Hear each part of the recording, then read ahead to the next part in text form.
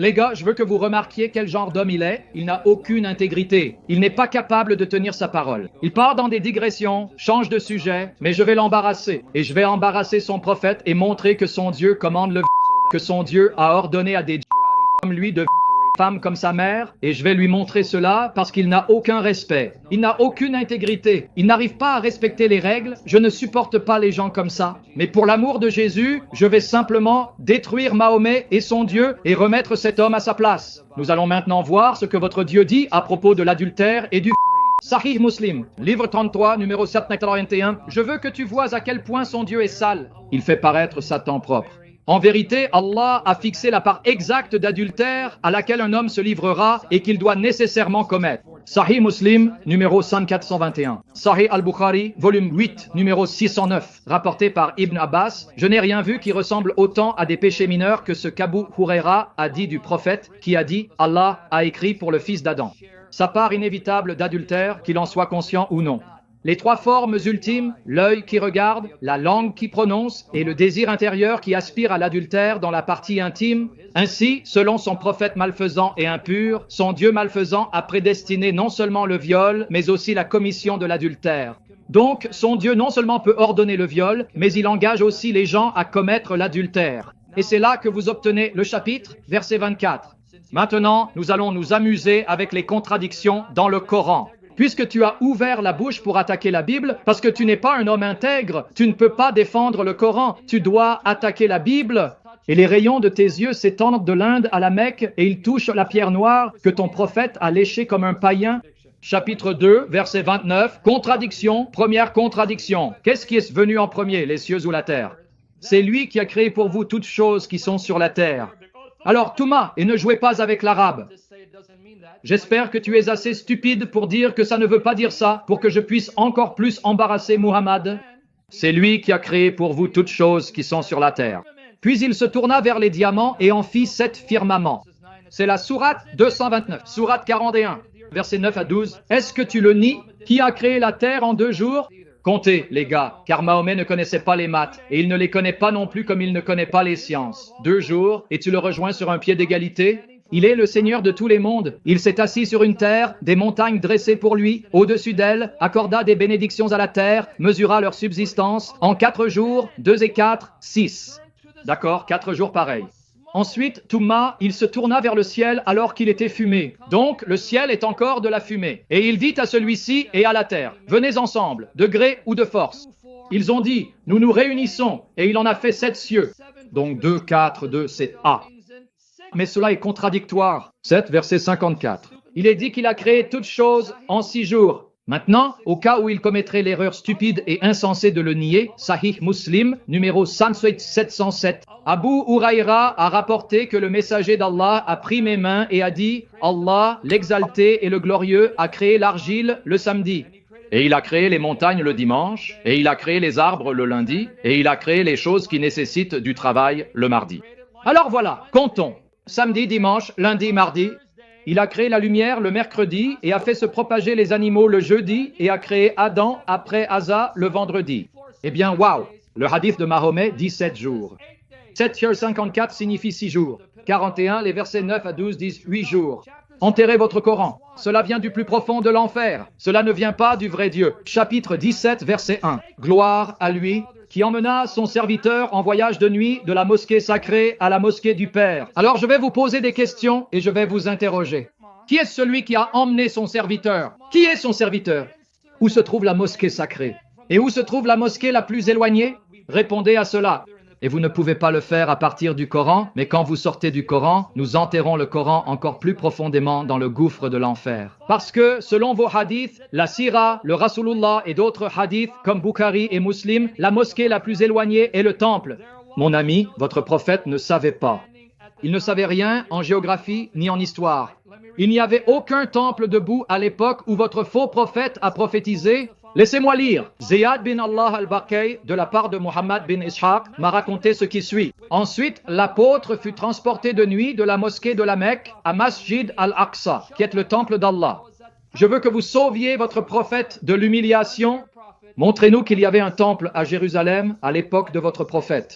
Le temple de Salomon a été détruit en 586.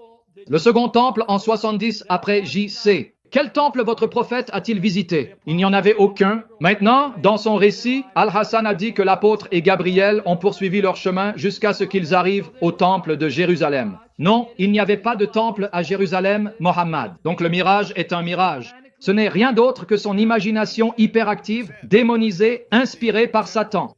Sam, tu as souligné que le temple avait été initialement détruit à l'époque avant J.C. Ensuite, le temple a été reconstruit. Et il a été détruit par les Romains au 1er siècle. Donc, Mohammed arrive, il naît au 6e siècle, puis il fait le voyage nocturne au 7e siècle. Donc, docteur Chouaib, Sam fait remarquer que le temple original a été détruit avant J.C. Ensuite, le temple reconstruit a été détruit par les Romains au 1er siècle. Donc, à l'époque de Mohammed, il n'y avait plus de temple là-bas. Il avait été détruit des siècles auparavant. Et vous dites que le temple n'avait pas été détruit. Alors, qu'est-ce que vous dites exactement? Premièrement, y avait-il un temple là-bas à l'époque de Muhammad? Ou voyait-il quelque chose d'une autre époque ou quelque chose comme ça? Nous essayons de comprendre ce que vous dites. Non, après 70 de notre ère, le temple a été construit. Le temple était là au 7e siècle. Au 7e siècle, le temple était là. Il a été détruit en 70 de notre ère. Il avait été détruit plutôt avant J.C. Donc, à l'époque du prophète Mohammed, le temple était là. Non, vous... Non, il ne comprend vraiment pas du tout. 70 de notre ère, c'est le 1er siècle. C'est à ce moment-là que les Romains arrivent, ils conquièrent la ville. Donc, cela se passe 40 ans après l'époque de Jésus. Donc, 70 de notre ère, c'est bien l'an 70, n'est-ce pas?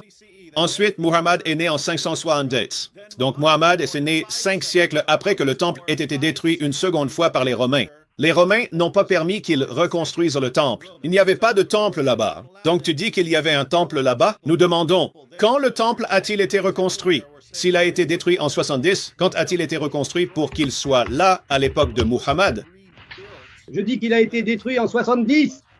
Mais en 70, 1er siècle, 2e siècle, 3e siècle, 4e siècle, 5e siècle, 6e siècle, en plusieurs centaines d'années, le temple a été construit exactement quand il a été construit. Je ne connais pas la date, mais il faut découvrir quand il a été bâti.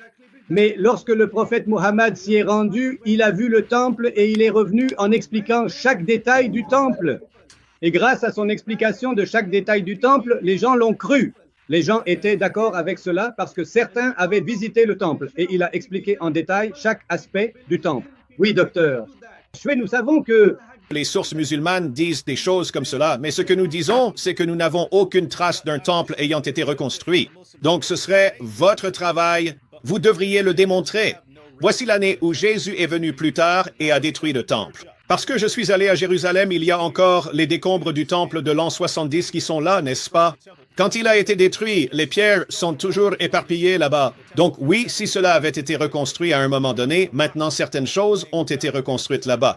La surface a été aplanie, et maintenant il y a le dôme du rocher et la mosquée Al-Aqsa, et ainsi de suite. Mais oui, donc il va falloir que vous trouviez à quel moment le temple a été reconstruit, parce que c'est la première fois que j'en entends parler. Très bien. Loué soit le Seigneur Jésus-Christ, le Dieu et juge de Mahomet, pour la victoire dans la révélation de Mahomet comme un antéchrist, le fils de Satan, et Allah est un faux Dieu. Il calomnie encore Paul, ce qui signifie qu'Allah est un menteur et un trompeur, et que Mahomet était un menteur et un trompeur, en plus d'être immoral. Parce que dans le Coran, chapitre 3, verset 55 et chapitre 61, verset 14, il est dit que les véritables disciples de Jésus ont été victorieux et ont reçu la victoire depuis le moment où Jésus est monté au ciel jusqu'au jour de la résurrection. Ibn Kathir, Al-Qurtubi, Tabari, Ibn Hajar, Al-Asqalani, Ibn Ishaq, tous ceux qu'il reconnaît comme des savants, et il l'a admis, retournez écouter, c'est un ignorant. Ce n'est pas un savant. Il ne connaît même pas vraiment sa propre religion, encore moins la Bible. Ils ont tous confirmé que Paul était un véritable apôtre, investi par Allah pour répandre le message de Jésus. Mais ce calomniateur, cet agent malfaisant, a dit que c'était un menteur. Cela signifie que s'il est un menteur, c'est son Dieu qui l'a inspiré à mentir, donc il vient de condamner Allah. Étant Khairul Makarin, le plus grand des trompeurs de tous, ce qui signifie que son Dieu, Allah, est le diable, le père de Mohammed. Alors merci, si Paul est un menteur, blâmez votre Dieu qui a inspiré Paul, qui a donné du pouvoir à Paul et qui a accordé la victoire à Paul. Ainsi, le message de Paul, jusqu'à aujourd'hui, triomphe de Mohammed dans le Coran. Les lettres de Paul, le message de Paul, probablement par l'Esprit, détruisent votre islam, votre Coran et votre Dieu. Gloire à Jésus, le Dieu de Paul. Un simple serviteur de Jésus est plus puissant, plus fort qu'Allah et son messager. Merci Seigneur Jésus. Et encore une fois, il a menti. Honteusement, de façon répugnante, il a dit que les mots n'étaient pas là. Et Paul, les gars, lisez le grec Romains 3, versets 5 à 8. Par souci de temps, je vais lire les versets 7 et 8. Mais si, par mon mensonge, la vérité de Dieu abonde pour sa gloire, pourquoi suis-je encore jugé comme un pécheur? Et pourquoi ne pas dire, comme on nous calomnieusement le rapporte, et comme certains prétendent que nous le disons? Paul pose une question rhétorique et y répond, il continue. Si je mens comme Mohammed, si je suis comme Mohammed et Allah, un menteur, et que mes mensonges magnifient la vérité de Dieu, alors cela signifie que je fais paraître Dieu sous un bon jour. Et il dit, c'est une mauvaise façon de penser. C'est la pensée de Mohammed. Je condamne Mohammed et son Dieu parce que nous, chrétiens, nous ne mentons pas pour que la vérité de Dieu soit plus évidente. Nous ne trompons pas pour que Dieu paraisse plus juste, car nous sommes des serviteurs de Dieu, appelés à être saints. Alors, tenez-vous avec moi pour condamner Allah, Khairul Makarim, le pire des trompeurs, et Muhammad, le fils du diable, qui est le père du mensonge.